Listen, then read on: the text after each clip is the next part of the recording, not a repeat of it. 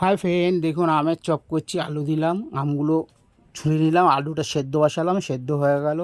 এবার পরে মশলা করলাম, ধনে জিরে আর কিচ্ছু না, সিম্পল মশলা, একটু ভাজা মশলা করলাম, ওর মধ্যে দিলাম নুন, দিলাম স্বাদ অনুসারে, আর লঙ্কার গুঁড়ো দিলাম, দিয়ে ভালো করে মেখে গোল গোল করলাম।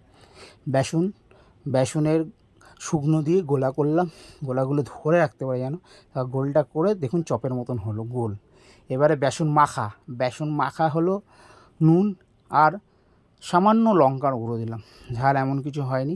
মেখে নিলাম, মেখে এবারে তেলের মধ্যে ছাড়বো। দেখুন, এই দেখুন তেলের মধ্যে কী সুন্দর ছাড়লাম। ছেড়ে দেওয়ার পরে পুরো পুরো চপের মতন হলো দেখতে। দেখার পরে লাল লাল হয়ে গেল দেখুন, আর খেতে কি সুন্দর হয়েছে। বউ বললো খুব সুন্দর হয়েছে, ছেলেও বললো, মেয়েও বললো, আমিও খেয়ে দেখলাম খুব সুন্দর হয়েছে। এই বলে ভিডিও শেষ করলাম। Good night.